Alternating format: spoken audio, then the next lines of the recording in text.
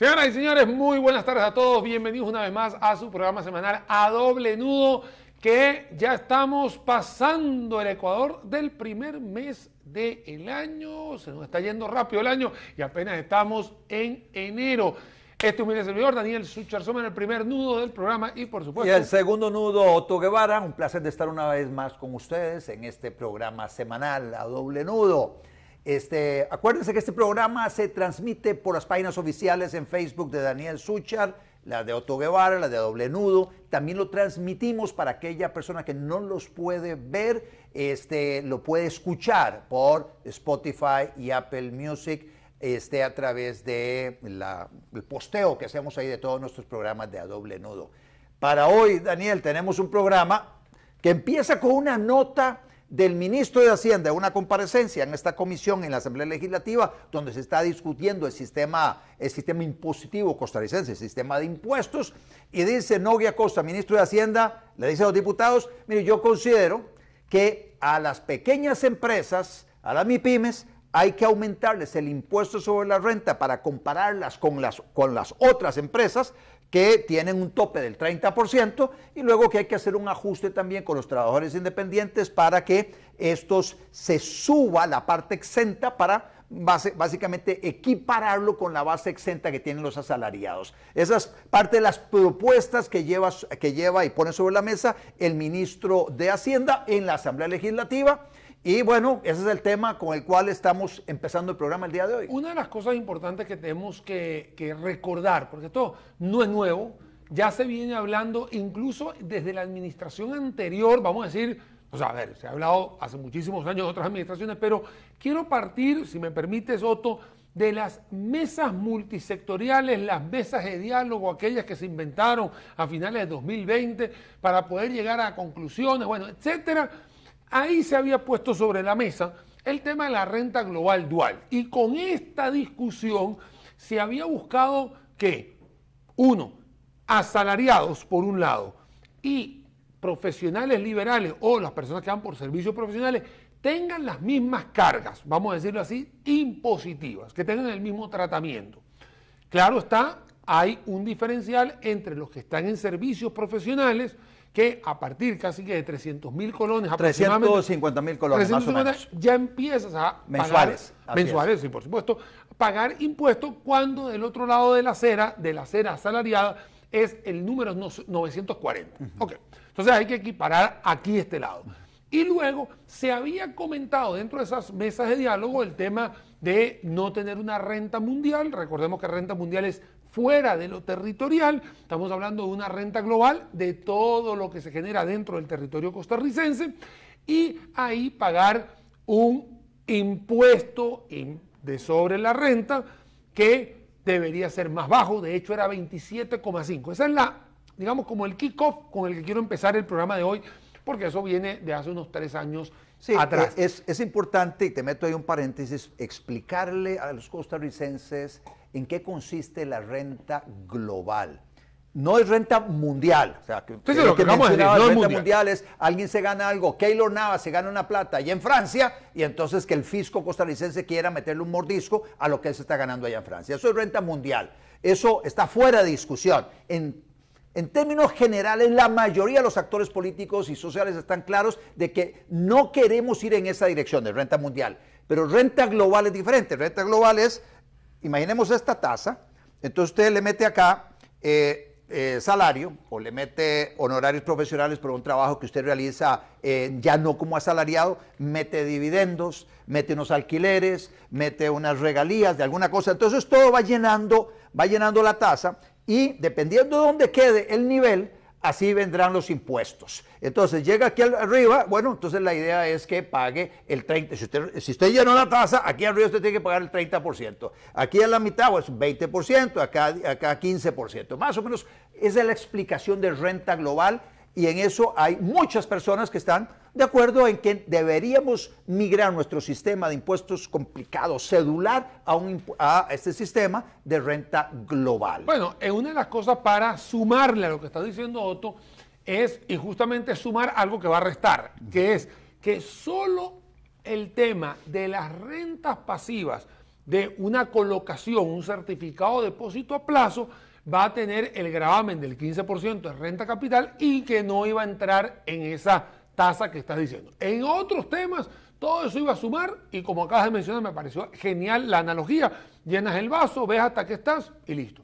Esto sería un paso de lo que tienes ahora, ¿no? Porque hoy tienes un gradiente en impuestos sobre la renta de salarios, ¿no? 10, 15, 20, 25. Así es. Y tendrías del otro lado de la acera, en el tema corporativo, 10, 20 y 30, ¿no? Tasas, vamos a decirlo así. Acá sería unificar todo y hacer de una recaudación tributaria mucho más fácil para Hacienda y mucho más fácil para la declaración de impuestos, ¿no? Porque así no tendría que declarar un poco de cosas por los lados, sino que todo en un mismo saco. Ahora bien, a partir de esas mesas de diálogo, fast forward, empezaron a hablarse, ¿no? Al final no se terminó, vino la contienda electoral dispersa todo esto, se vuelve a hacer, llega Nogui como hoy ministro de Hacienda, y se habló de la renta global dual prácticamente hace casi año y medio, ¿no? Porque ya, ¿no? Y por supuesto empieza a haber todo este tema de dimes y diretes. Nosotros hicimos un programa aquí en A Doble Nudo que resaltamos algo bastante bueno en aquella propuesta, que era el flat tax o el impuesto de una tarifa única y uniforme. Uniforme, sí. Exactamente, en eso lo hemos rescatado, que sería todavía una transformación, una segunda, ¿no? O sea, sí, digamos una segunda de la que podríamos estar. De hecho, te interrumpo, de hecho incluso Nogui Acosta en la comparecencia la semana pasada en la Asamblea Legislativa, él dice, mire, esto es pasar a un flat tax. Él inclusive empieza a utilizar esa terminología, es un flat tax del 30%, dice. Bueno, cuando hay gradiente ya no hay flat tax, porque hay 30, hay 20, hay 10, o sea, entonces no me hables de flat tax porque no lo estás entendiendo bien, pero él conceptualmente pareciera que quiere abrazar el concepto del flat tax, pero un flat tax, a mi juicio, con una tarifa muy alta. Bueno, muy alta. Y es que ahí es donde tenemos que decir, hey Otto, y es muy alta con respecto a quién. O sea, porque a veces hay un morbo numéricamente, ok, 30%, ok, 30% es alto con respecto a quién, para quién, contra quién. ¿Quién dice que 30% es alto? ¿Quién dice que 30% es bajo? Bueno, ahí es donde uno agarra y nos vamos a la OCDE, porque es ahí donde está la comparación. ¿Dónde te vas a comparar? Con los países de OCDE, que hoy en día prácticamente esos 38, 35 son totalmente abiertos, 35 que son prácticamente primer mundo, que todos están con un desarrollo económico bastante palpables, y te das cuenta de cómo están los taxes de impuestos sobre renta en OCDE, está cercano más que todo a 21,5%, sí. Casi 22%, estamos hablando promedio de OCDE, pero obviamente hay unos más, unos menos, pero promedio de OCDE estás en 21, entonces aquí me parece otro. Y nosotros en esa misma tabla de OCDE aparecemos arriba de 50, arribita de 50, porque se están incorporando también los impuestos al salario de la planilla. Además de impuestos sobre la renta, está otra parte que es el impuesto a los dividendos, que lo cobran por aparte, un 15%, además está el impuesto al salario, y están los impuestos de patente que no están metidos allá, bueno, y entonces eso hace que Costa Rica, de todos los países de OCDE, sea el que tenga la carga tributaria más alta. Entonces, cuando nosotros y cuando usted nos esté viendo y diga, ok, aquí estamos pagando 30, ¿por qué 50? ¿Contra qué es caro? Justamente contra estos países que son totalmente desarrollados, perfectos, digamos, entre comillas, desde el punto de vista económico, y que nosotros estamos bastante alejados desde el punto de vista de impuestos sobre la renta. Es más, voy a hacer un paréntesis, Otto. ¿Sabes que en Costa Rica casi el 72% de los asalariados en Costa Rica no pagan impuestos sobre la renta?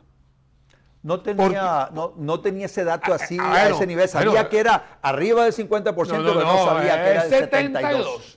70, claro, aquí todo el mundo viene que 70, que si es 70, bueno, ponte que sea 70, vamos a redondearlo, ¿no? 70% de las personas en Costa Rica que son asalariadas, o sea, que tienen una formalidad a nivel de empleado, no estamos hablando de servicios profesionales, estamos hablando de empleado, no paga impuestos de renta. ¿Y por qué no paga impuestos de la renta? Porque también hay que explicar, y es que en el gradiente hasta 940,000 para abajo no se paga impuestos de la renta. Puede ser que usted diga, pero es que a mí me rebajan. Si a usted le están rebajando la carga social, que eso aquí se rebaja aunque usted gane 100,000 pesos. O sea, esa carga social la tiene que rebajar. Pero desde el punto de vista de impuestos sobre la renta, 940 para abajo, ahí hay una tajada grande. Y luego, recordemos que nosotros no pagamos desde el punto de vista de completo el impuesto sobre la renta, sino que nosotros pagamos excedentes. Entonces, si yo gano, por dar un ejemplo, sí, 1.100.000, sí. 940 están que está exentos. Aquí abajo, están exentos. Y este pedacito que está acá, que vamos a decir 1.100, 940 sí, te da 160,000. Y de esos 160,000 pagas el 10%, Ajá. que serían obviamente 16,000 colones en impuestos sobre la renta. O sea, todavía tenemos ese tema también por estudiar, mencionar, para que la gente también comprenda por qué hoy en día tenemos que ajustar el tema impositivo, porque tienes una carga que no se cobra, ¿no?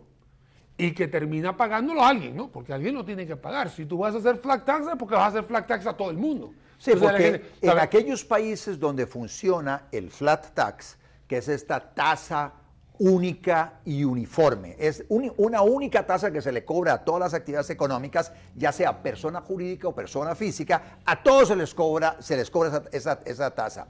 Ha habido una competencia entre países inclusive que ha presionado por una reducción. Entonces hoy se habla de un low flat tax, que es una tasa única y uniforme baja. Y luego, sí, no te permite muchas deducciones, muchos gastos que normalmente utilizas para llegarle y decir a la autoridad, a la autoridad tributaria, mire, sí, estos fueron mis ingresos brutos, esto es el costo mío de producción, y ahí meto intereses, y meto esto, y meto lo otro, meto el montón de deducciones, la renta neta mía es de tanto, sobre esto voy a pagar el impuesto. El flat tax elimina algunas de esas deducciones, hace que el sistema sea mucho más sencillo de calcular, casi que no se necesitan contadores para llenar los formularios de impuestos sobre la renta. Entonces eso lo hace muy interesante, y el monto es tan relativamente bajo que hace que mucha gente diga, no, la verdad es que no voy a evadir nada, voy a decir exactamente qué es lo que me gané. Y aquí está la parte que corresponde de impuestos. Te voy a dar un dato al regresar de esta primera pausa que estamos haciendo en el programa de hoy. Estamos hablando sobre el tema impositivo en Costa Rica, y vienen más temas a partir de esta pausa. No se vaya, ya volvemos. Hotel Palma Real le invita a disfrutar del mejor buffet temático, con una gran variedad de opciones en el almuerzo, de 12 mediodía a 2 p.m. Incluye bebida natural y postre. Ofrecemos gran variedad de ensaladas, sopas, platos fuertes y diferentes opciones gastronómicas. Cada día de la semana una opción diferente. Menú Ándale, lo mejor de la comida mexicana. Menú Mamma Mía, un recorrido desde Torino hasta Sicilia. Menú Pura Vida, los platillos costarricenses de más alta calidad. Menú Parrillada, los mejores asados acompañados de deliciosas guarniciones. Menú Internacional, se sorprenderá con un viaje gastronómico alrededor del mundo. Reserve al WhatsApp 8325-8121. Hotel Palma Real San José, Sabana Norte, Delice, 200 metros norte.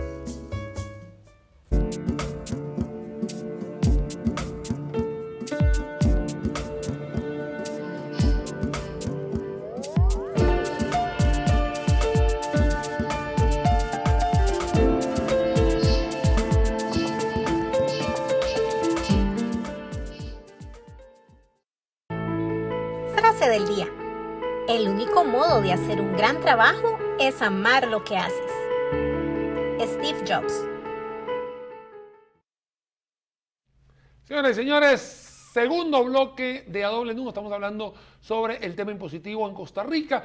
Los últimos días el ministro de Hacienda ha sido abordado no solamente en la Asamblea Legislativa, sino también en algunos programas radiales y televisivos, hablando sobre la propuesta, hablando sobre una propuesta, no es algo que esté en firme, también nos gustaría dejar eso muy claro, de colocar un pago impositivo para todos por igual del 30%, y justamente estamos hablando de ese tema en el programa de hoy. Otto, antes de irnos a la pausa decía que entre más bajo es el impuesto hay gente que dice ni siquiera me animo a evadir, ¿no? Así es, a ver, porque eso viene además acompañado de sanciones muy fuertes a quien evaden. Entonces dice, bueno, el riesgo de que me agarren es muy alto, la sanción es muy alta. Bueno, la verdad es que me están cobrando un 10% de impuestos sobre la renta, flat. Y entonces, tome, aquí está. Mira este tema que sucedió en Tailandia hace muchísimos años. Tailandia es uno de los países más informales del mundo. De hecho, se calcula que Tailandia ha llegado a tener informalidad del 75, casi 80%. Imagínate tú una economía de 80% informal, que no declare. Entonces, el gobierno tailandés en algún momento dijo, mira, vamos a hacer una cosa. Tenemos casi este pastel que no declara, ¿no? Y obviamente es subterráneo y la economía se mueve, pero no declara. Entonces el tipo agarró y dijo así, señores, it's up to you. Eso es, ¿cómo se dice en español? Te lo dejo a tu criterio. Depende de ustedes. Depende de ustedes. Ajá. Señores, todo el país tiene un pago mínimo del 5%. Si usted quiere pagar más, pague. Ajá. La gente lo dijo, mira, está loco este tipo. Nadie va a pagar. O sea, y vieras que la gente se animó. La gente se animó, y si bien hubo algunas pequeñas personas que sí pagaron 10%, 15%, porque consideraban que era la tasa justa, invitaron a toda esa gran cantidad de informales, y la gente decía, ¿sabe una cosa? Y yo le tiro el 5. Digo, el tiro el 5. Y vieras cómo la economía tailandesa, las finanzas públicas de Tailandia, recogieron una gran cantidad de personas, pero también se mejoraba no solamente la recaudación, sino la información, ¿no? Porque tú no es que llegas ahí, deposítame. ¿A nombre de quién? O sea, ¿quién es usted? Ya se formalizó. Sí. Entonces empieza a haber como una especie de ambiente mucho más benevolente a la hora de tener contribuyentes y, por supuesto, la información de todos ellos. Entonces empiezas a tener un mapeo mejor, claro, más fidedigno. Ese mapeo es vital, pero adicionalmente, una vez que ya vos te formalizás diciendo, voy a pagar el 5%, o hablando aquí hipotéticamente de un caso de un 10%, voy a pagar ese 10%, me voy a formalizar porque al formalizarme, eso me da la posibilidad de acceder a créditos también para poder hacer más grande mi emprendimiento. Entonces, si yo quiero crecer, necesariamente lo voy a hacer en la formalidad. Porque cuando una persona es informal y empieza a sacar mucho la cabeza, hay una gran cantidad de entidades públicas que van y te decapitan. O sea, que te van y te dan por la torre, como dicen, te dan por la cabeza.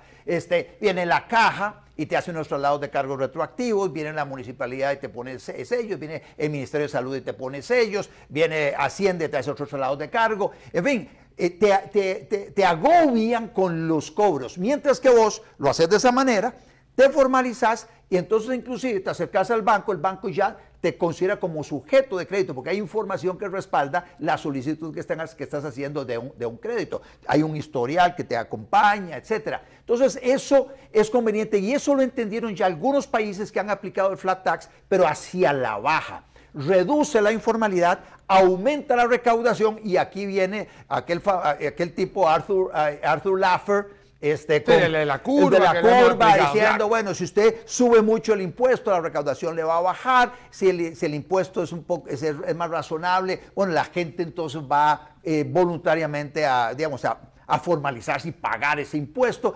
Esa discusión está hoy sobre la mesa y la está poniendo el ministro de Hacienda en la Comisión de la Asamblea Legislativa, a tal punto que estamos conversando nosotros sobre diferentes aristas que tiene esta discusión que no ha llegado a puerto y le faltará mucho para llegar a puerto, pero la discusión ya por sí es muy importante. Ahora, Otto, una cosa importante, y yo lo he visto mucho más en Twitter, que esta red que es mucho más participativa, por decirlo de una ¿La manera. de cuál? ¿La de Twitter? El La de Twitter, X, ¿no? X ahora, X, sí. ¿no? Sí. A ver, no es que hay que pagar cero impuestos, porque también hay unos cuantos volados que no sé, que un país no necesita impuestos. A ver, ya. Un país necesita unas finanzas públicas que sea de parte de la generación de los tributos, y eso se necesita.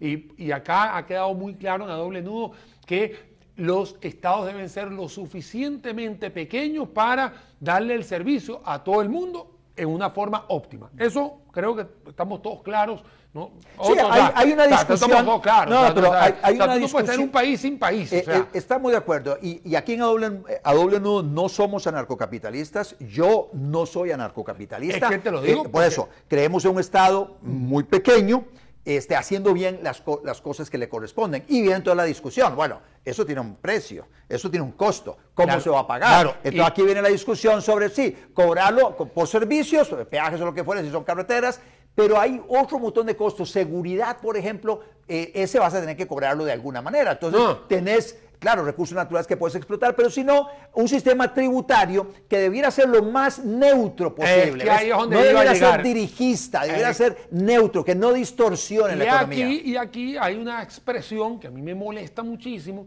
¿no? Y es que paguen más los que tienen más, sí, y que no, paguen menos. Entonces, a ver, ¿por qué te digo, por qué me molesta esa expresión? Sí. ¿No? Uno, todo el mundo tiene que ser igual ante la ley. Eso es lo primero. Porque aquí lo que estás haciendo es dando un espacio de tu ganancia, de tu esfuerzo, igual a todos. Aquí estamos todos iguales. Claro, flat tax es igual a todos. Lo que estoy yo en contra es del número del 30, porque acabamos de explicarlo en el bloque anterior, de que estamos muy por encima de lo que están los países de OCDE, ¿no? Ok. Pero me parece que todo el mundo está por igual. En Estados Unidos, Donald Trump en el año 2021, ¿no? Sí, porque él entró en el 20, ¿no? La condena fue en el 20 y él entró en el 21. Él hizo una modificación de los impuestos, lo bajó a 21%, todo el mundo flat tax, menos el que tenía un salario anual de $12,000. $12,000 en Estados Unidos, en verdad ni siquiera llega casi que al mínimo, pero a partir de ahí todo el mundo pagaba igualito. Pero ¿cómo? Una tasa reducida. Entonces, ahí se acomodaron las finanzas públicas de Estados Unidos y bla, bla, bla. Eso ya es historia que usted conoce. Si nosotros en Costa Rica pudiéramos agarrar e ir en esa dirección, ¿no? En esa dirección en el cual tú tienes un flat tax para todos por igual, todo el mundo igualito, no hay ningún Y persona problema. física y jurídica, sí. Lo tienes perfectamente Asalariado, igual. trabajador independiente, todos. ¿Dónde no estoy de acuerdo? Y vamos a hacer, si tú tienes un asalariado aquí, ¿no? Un asalariado acá, y hoy tienes el servicio profesional acá, ¿ok? Con flat tax se acabaron las distorsiones. Sí, ¿no? sí. Así es. Lo que están haciendo por otro lado es tratando de agarrar a este y meterlo acá. Entonces, estás haciendo todo mal. Entonces, si vamos a ir a flat tax, vámonos para que todo el mundo sepa que no va a haber distorsión. Si yo, Daniel, voy a facturar 100,000 colones o me voy a ganar 100,000 colones como empleado, tengo el mismo esfuerzo, el mismo pago tributario. Listo. No tengo que estar buscando como artimañas de un lado al otro para pagar menos. Porque eso es lo que sucede con servicios profesionales, para que paguen lo menos. Entonces, acá es donde uno tiene que estar claro en ese lado. Y el segundo punto nosotros lo hicimos en un programa, de hecho eran los primeros que estábamos haciendo acá en A Doble Nudo, el tema de la curva de Laffer, lo acabas de mencionar. Esa curva de Laffer es como una U invertida, ¿no? Sí, hay un momento en que todo el mundo va a pagar una parte tributaria, 15%, 16%, 22% dijimos de OCDE, etc. A partir de un punto, por más que usted matemáticamente suba el impuesto, la gente no lo paga. La recaudación decae. Sí. ¿Por qué? Y es que hay que explicar el por qué. No es porque la gente no paga, es porque la gente agarra, lo deposita aquí y ya no tiene dinero para consumir otra cosa.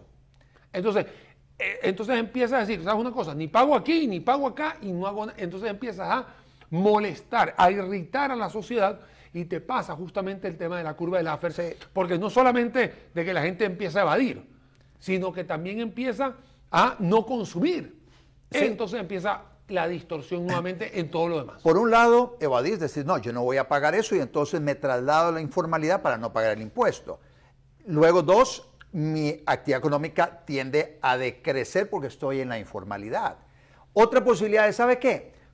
Como me están quitando tanto de lo que me cuesta tanto ganarme, la verdad es que no voy a seguir con el emprendimiento y chao, chao, cierro esta vaina. O la verdad es que hay otros países que me están poniendo alfombra roja para que yo me vaya a producir allá y entonces me voy a otro país. Cálmate que con eso vamos a venir vamos a ir a una pausa. Cálmate que con ese tema de competitividad vamos a abrir el tercer segmento, pero también te quiero comentar algo, Otto, muy importante. Tú no pagas, perfecto, yo no pago, él no paga, no sé qué. ¿Quién es el que termina no recaudando? El Estado. Pero el Estado tiene unos gastos corrientes que tiene que asumir siempre. Así es. ¿Sí o no? Sí, sí. Y si no tiene esta mano, tiene que pedir con esta en deuda. Y justamente deuda y en algunos casos hasta con emisión monetaria, viene inflación, etcétera. De eso vamos a hablar en el siguiente bloque. Pausa y volvemos, señores. Hotel Palma Real le invita a disfrutar del mejor buffet temático, con una gran variedad de opciones en el almuerzo, de 12 mediodía a 2 p.m. Incluye bebida natural y postre. Ofrecemos gran variedad de ensaladas, sopas, platos fuertes y diferentes opciones gastronómicas. Cada día de la semana una opción diferente. Menú Ándale, lo mejor de la comida mexicana. Menú Mamma Mía, un recorrido desde Torino hasta Sicilia. Menú Pura Vida, los platillos costarricenses de más alta calidad. Menú Parrillada, los mejores asados acompañados de deliciosas guarniciones. Menú Internacional, se sorprenderá con un viaje gastronómico alrededor del mundo. Reserve al WhatsApp 8325-8121. Hotel Palma Real San José, Sabana Norte, Delice, 200 metros norte.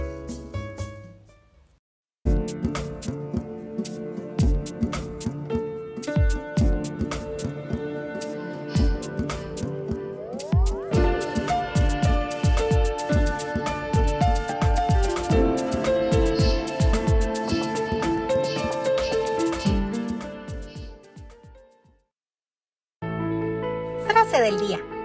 El único modo de hacer un gran trabajo es amar lo que haces. Steve Jobs. Señoras y señores, tercer bloque a doble nudo. Estamos hablando sobre el tema impositivo en el país. Se ha hablado en las últimas semanas de una posibilidad, probabilidad, una iniciativa de tener un impuesto único al 30%. Esto ha discutido, se ha repercutido en diferentes discusiones y aquí en doble nudo no nos quedamos atrás hablando del tema. Otto, me voy a anclar sobre ese tema de que hay otros países que te ponen alfombra roja para invertir. Y acá en Costa Rica el modelo de desarrollo que genera casi el 15% del PIB, casi 10 o 12% del aporte a la Caja Costarricense de Seguro Social y similar en temas de empleabilidad en Costa Rica, son empresas que vienen a valorar y si esto no está acorde, agarro mis macundales y me voy. Esas empresas, la mayoría de estas que mencionaste están en un régimen especial tributario y de trámites, que es el régimen de zonas francas, que ha sido absolutamente exitoso. Es un modelo exitoso. Hoy hay más o menos unas 200,000 personas que trabajan directamente con estas empresas. El año pasado, bueno, todos estos años, el crecimiento de la inversión extranjera directa relacionada con zonas francas es bastante significativo, a tal punto que están apareciendo nuevas zonas francas en el país, parques industriales, para que las empresas se establezcan allá. Y el régimen de zona franca también se ha flexibilizado para que también se lo puedan dar el régimen a empresas que no están en una zona, en un parque industrial, sino que están en un edificio. Por ejemplo, muchos de estos servicios compartidos, share services, están en edificios, no necesariamente en parques industriales. Y han generado y generan una gran cantidad de empleo. Hay encadenamientos. ¿Podrían mejorar los encadenamientos con el resto de la economía? Sí, hay una tarea pendiente para realizar por allá, pero indudablemente nuestro país no sería el mismo si no tuviéramos esta inversión extranjera directa tan importante en zonas francas. Y justamente, ¿dónde está uno de los beneficios más importantes que tienen las zonas francas que sirve como imán de atracción. Los impuestos. El tema impositivo, Así tanto es. impositivo y valor agregado, como el impuesto sobre la renta a aquellas empresas que les permitan o que tengan que tener impuestos sobre renta, porque hay otras que no lo hacen. O sea que hay algunas empresas que son brazos operativos, que son centros de costos, que están ubicados en otros lados, fuera de los headquarters, ya sea en Estados Unidos, en Canadá, y hay otras que sí tienen algún tipo de facturación, por decirlo de una manera. Luego tienes otro componente que es la compra de insumos sin impuestos, que es el impuesto de valor agregado. O sea, yo a veces doy una conferencia fuera de la zona franca, ¿está? Masiva.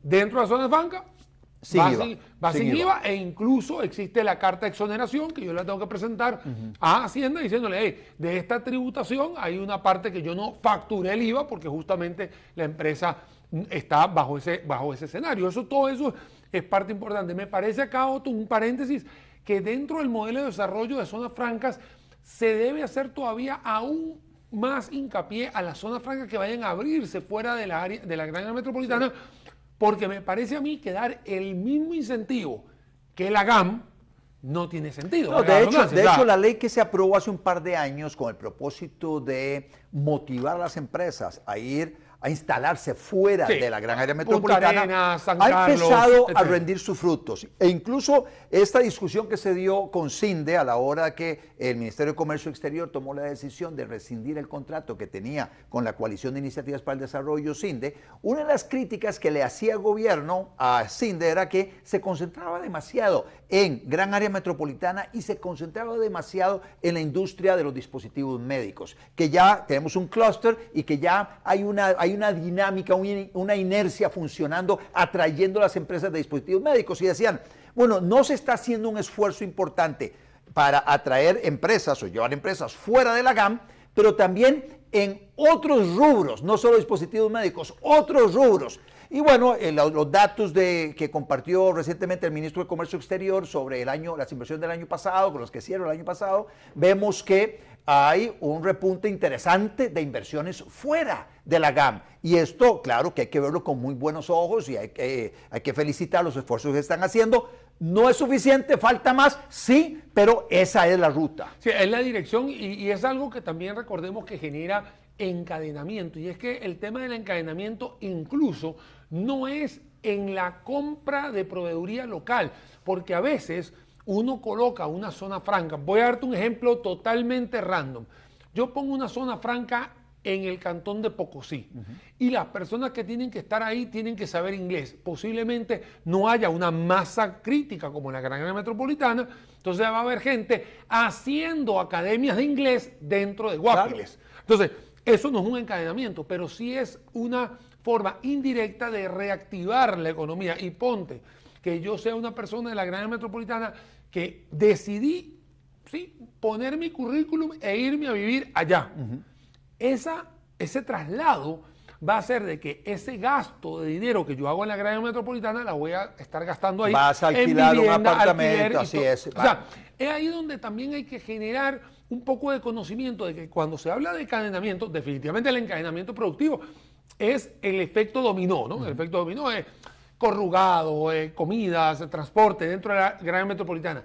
Pero también hay otras cosas fuera de la gran área metropolitana, del parque industrial de la zona franca, que te dice, hey, si no hubiese estado este imán, no se me desarrollan algunos colegios, no se me desarrollan algunas pulperías, restaurantes, sodas, la gente que tiene alquileres. Una cosa, Otto, no estamos hablando de ese tema, pero cuando la semana pasada se abrió lo de la galera, sí, ¿no? El tema de la galera, el tema, digamos, de este circuito radial que hay ahí en el intercambio ahí, bueno, el paso de nivel en la galera. A ver, eso también genera, ¿no?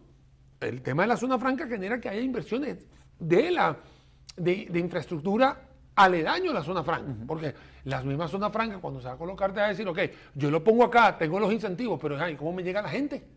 O la gente cómo llega, en dron. No, o sea, tiene que llegar con una infraestructura de transporte o una infraestructura vial que se permita. Entonces, todo esto es importante que se haga fuera de la área metropolitana, justamente con estas consecuencias positivas que se dan cuando se invierte todo esto. Y claro, esto que estamos hablando ahora tiene que ver con un inicio de el tratamiento impositivo. Otto, se viene una discusión que no es de Costa Rica, tiene que ver con los países de OCDE que han mencionado que para 2025, ¿no?, deberían todos los países de OCDE nivelar una cancha mínima de tener un 15% de impuestos sobre la renta. Impuestos sobre la renta. Vuelvo a repetir, una cancha pareja mínima de 15% de impuestos sobre la renta.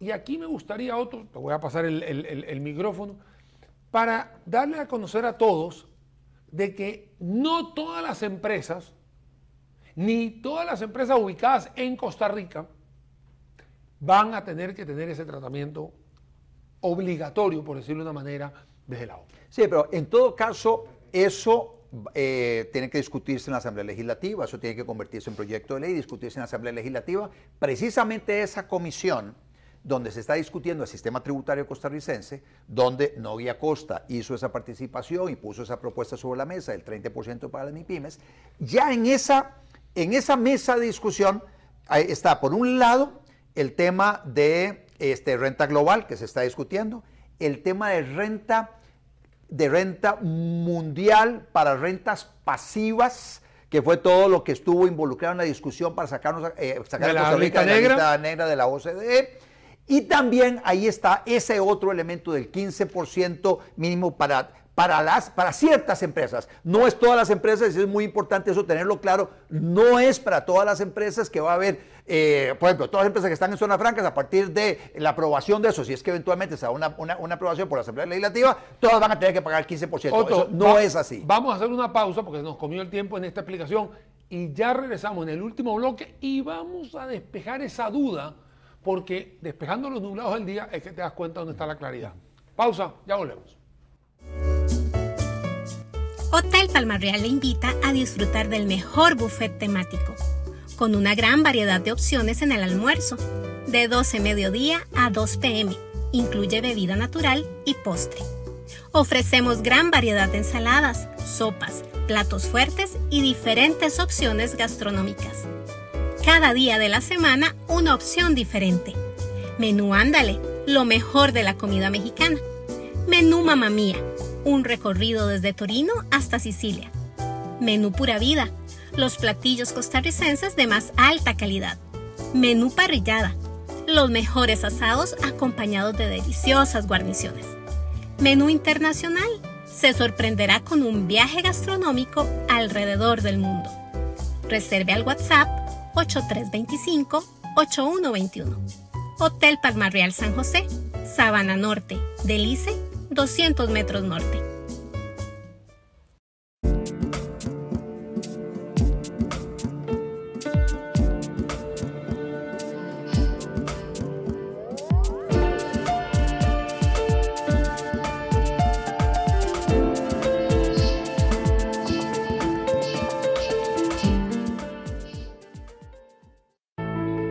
Frase del día.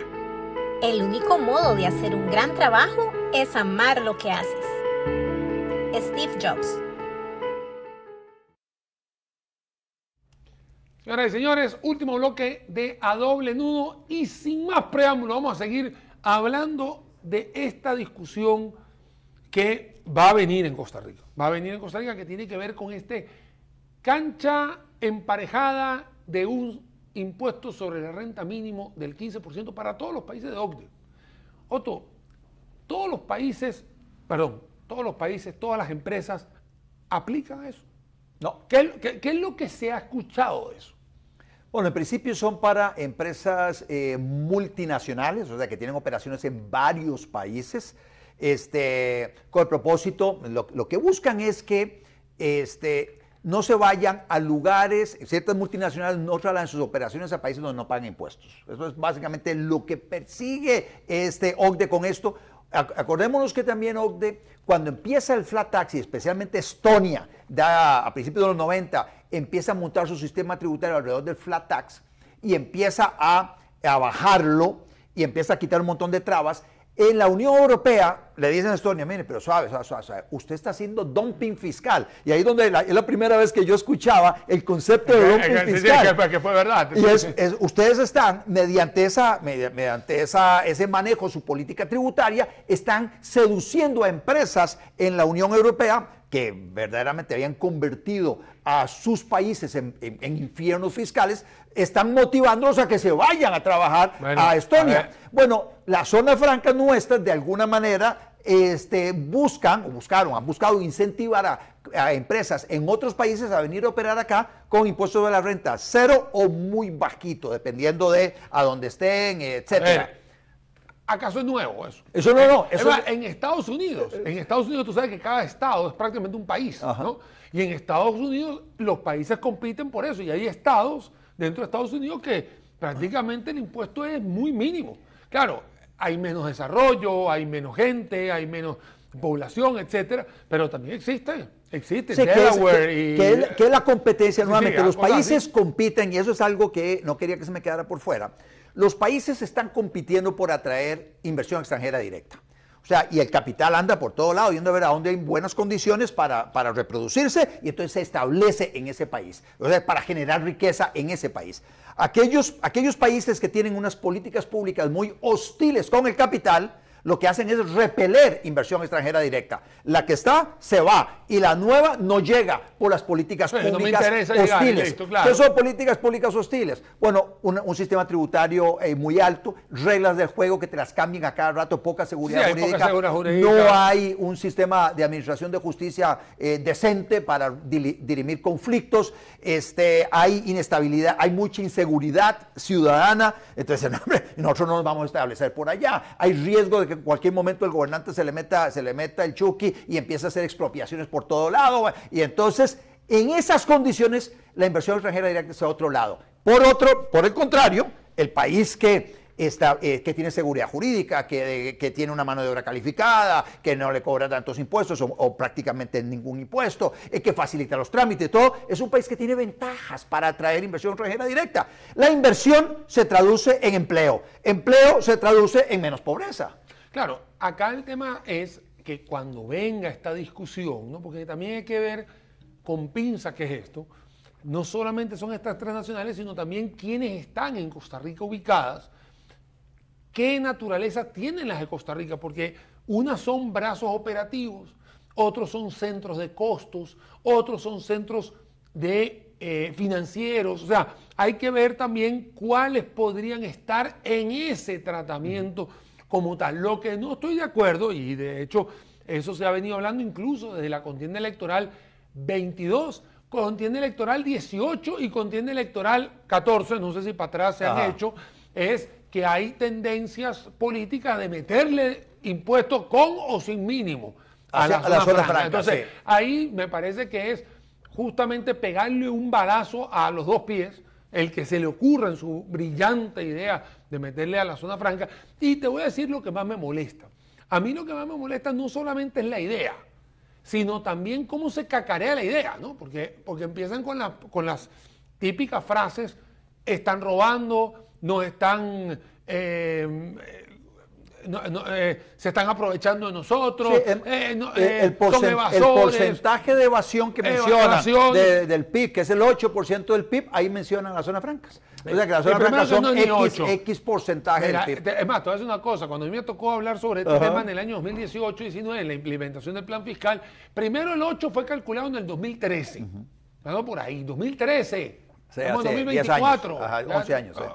Dale, ese es el primero. Dos, cuando se hizo el estudio de parte del Fondo Monetario Internacional de abril 2018, la brecha era de 4,3%, ya no era 8, ya es 4,3%. En la media en Costa Rica, en la media en toda Latinoamérica es 3%. O sea, si bien estás alto y se ha ido cerrando. ¿Y por qué se ha ido cerrando esa brecha? Porque con la implementación del impuesto de valor agregado, que es un impuesto que hace segmentación y seguimiento y trazabilidad, se ha cerrado esa brecha. O sea que al final ya ese argumento de morbo, señoras y señores, ni lo usen porque la verdad no se lo van a creer nadie. Sí, entonces ahí es donde la gente tiene que decir, perdón Otto, de que la zona franca, si se van a venir con este cuento de que la zona franca evade, hace, se aprovecha, no sé qué, váyase para otra fiesta porque aquí no es. Sí, o sea, por ahí no es, y nosotros, tanto Daniel en sus redes sociales como yo en las mías, y nosotros en nuestro programa Doble Nudo lo hemos manifestado. está fuera de discusión y debe mantenerse fuera de discusión el sistema tributario que tienen las zonas francas en Costa Rica. El solo hecho, o sea, a ver, cuando se dé la discusión general sobre el tema de OCDE y todo, ese es otro tema, pero en estos momentos hablar de un impuesto, de impuestos sobre la renta a las zonas francas, el solo considerar esa posibilidad y empezar a generarle ruido y cierta atracción en la Asamblea Legislativa con ciertos actores de la sociedad, lo que hace es generar inseguridad. Además, y hace que alguna gente que esté considerando invertir en Costa Rica diga, no, los que están ya aquí, ampliar, dicen, no, tampoco lo hago. Ahorita en vacaciones, digamos en este periodo vacacional de fin de año, hay un mensaje clarísimo de Manuel Tovar que prácticamente dice, entre líneas, ni me inviten que no voy. O sea, es más, no fue entre líneas, fue directo. Dice Manuel Tovar, el ministro de Comercio Exterior, este gobierno no está considerando ninguna posibilidad de discutir los beneficios que reciben hoy las zonas francas, y con eso tapándole la boca a todos aquellos que de alguna manera querían llevar al gobierno de Costa Rica en esta discusión. O sea, las zonas francas y aquellas empresas que están en zonas francas estén tranquilas, porque aquí no va a pasar nada, por lo menos en estos siguientes 2 años y medio. Manuel Tovar, lo que le faltó decir es, ¿saben contar? No cuente con nosotros. No cuente conmigo. No cuente con nosotros. Así mismo, que le tuvo que haber decidido. Antes de que vayamos terminando el programa, sí dejarle muy claro a Nogui Acosta, ministro de Hacienda, no es un 30%, estimado señor ministro de Hacienda. Por ahí no van los balazos, por ahí no van los tiros.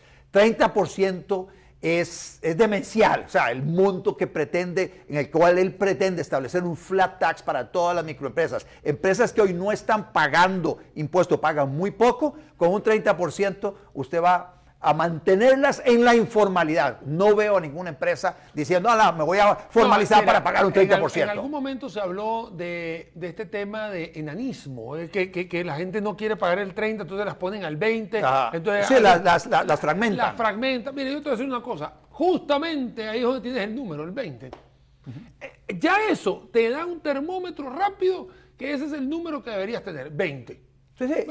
Demos un paso en esa dirección. Yo todavía quisiera bajarlo aún más, pero bueno, pero si podemos decir, ok, el 20% es el monto máximo que se paga de impuestos sobre la renta en Costa Rica para personas físicas y jurídicas, yo estaría de acuerdo como un primer paso. Yo te voy a contar, Otto, qué metería yo en la ecuación, porque a ver, hay un nivel de deuda por encima del 60%, y el nivel de endeudamiento en Costa Rica está no solamente el 60%, sino que cuando vas a hacer el presupuesto nacional dependes casi del 47% de más deuda. O sea que todavía sigues teniendo una parte importante que tienes que ir a pasar el sombrero. Entonces, bajar más del 20%, a ver, habría que atreverse mucho.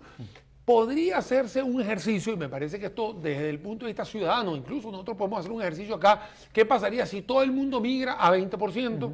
¿Qué pasaría con estas empresas pymes en los primeros 3 años, que tienen un gradiente de 5, 10, 15, 20? O sea, como hacer algo bastante sencillo, no complicar la carretera, más bien hacerla grande acá para que todo el mundo esté al 20% y las pymes por este lado, pymes son 90% del parque industrial. Al 5, 10. Por eso, a tener acá, ¿qué se puede hacer? Después del umbral de la nefasta 3 años de ciclo de vida de las pymes, que usualmente uno quisiera que pasen ese umbral, va a ponerlos al 20%. Así es. Pero justamente tienes ese gradiente. Hay que hacer ese análisis econométrico para ver cuánto sería tu recaudación si haces en ceteris paribus todo lo que está sucediendo. Eso te daría mayor tranquilidad a la hora de proponerlo, mayor tranquilidad a la hora de recaudarlo, y lo más importante para mí, Otto, es la mayor tranquilidad de que la gente lo pueda declarar. Porque es que aquí tú puedes tener el impuesto al 0, al 1, al 10, al 15, pero si nadie declara, 0 mata 0. Entonces, lo que necesitas es atraer a toda la gente, que fue lo que hicimos en el primer bloque, lo que dijimos, atraer a que la gente se incorpore en la formalidad, a que la gente pueda decir ahí, no siento una persecución fiscal y mira, sí, me toca pagar y hay que pagar. A ver, es un deber de todos nosotros. Todos queremos tener carreteras, todos queremos tener alumbrado público, todos queremos tener seguridad.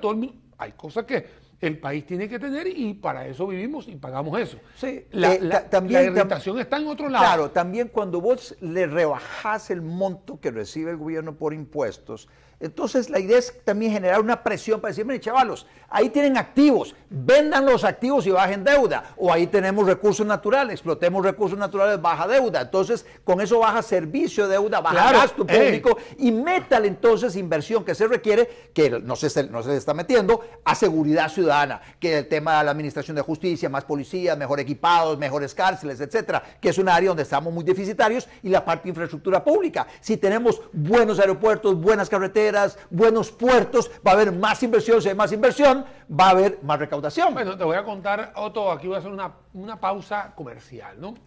Hay un libro que me estoy leyendo, bueno, ya lo leí completo del señor Andrés Oppenheimer, dice Cómo salir del pozo, ¿no?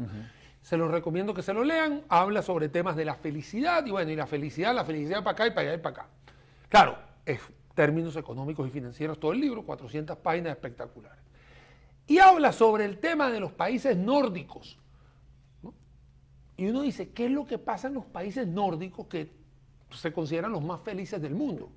Pero hay otra parte que tú dices, pero si esos tipos llegan, está todo el mundo en frío, son unos, ¿cómo se llama? Son unos secos, nadie está feliz. Feliz es aquí, que hay fiesta por todos lados. Bueno, la felicidad ahí la está midiendo en esos países de la tranquilidad que tiene la gente de que no me van a robar, voy a tener seguridad de la pensión, voy a tener seguridad en la salud, voy a tener un... Entonces empiezan a decirte, el mismo periodista te va arrojando todo esto que rescató diciendo, la gente es feliz porque no se preocupa por que vaya a salir a las 3 de la mañana, y hay un caso que él dice que hay gente que ha dejado billeteras o carteras con dinero y que te la devuelven completamente íntegra.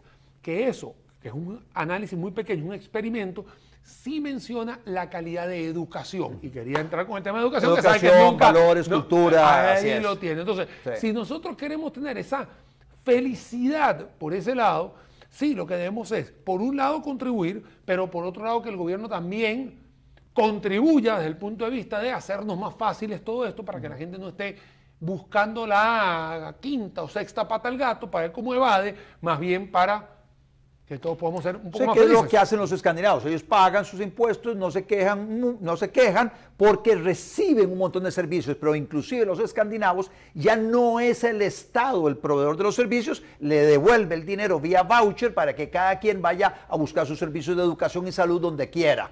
Hey, y te voy a decir una cosa ya para finalizar, porque ya Anita me mandó a decir que se está acabando la doble nudo hoy. Hay una cosa interesante que ellos dicen, que hay un seguro de desempleo, ¿no? También, un seguro de desempleo en Noruega. Entonces, debate el periodista, entonces, ¿por qué la gente no usa el seguro de desempleo? O sea, porque el seguro de desempleo es, no tengo empleo, páguenme. El gobierno tiene con qué pagarte, pero la gente no lo usa. Sencillamente es un tema de educación, es un tema de que el que lo vaya a necesitar, créanme que lo va a necesitar de verdad. Es como aquellas básculas que están en los cines de Noruega, en los cuales hay una que no se paga y siempre está vacía, mientras que la que se paga es la que la gente sigue pagando. ¿Por qué no se usa la vacía? ¿Qué pasaría en Latinoamérica? Señoras y señores, ahí se lo dejo en reflexión. Muchísimas gracias por estar con nosotros en sintonía. Por supuesto, una semana más en su programa semanal. Por supuesto, A Doble Nudo. Otto, muchas gracias. Nos vemos la semana entrante en otro programa más de A Doble Nudo. Chao. Chao.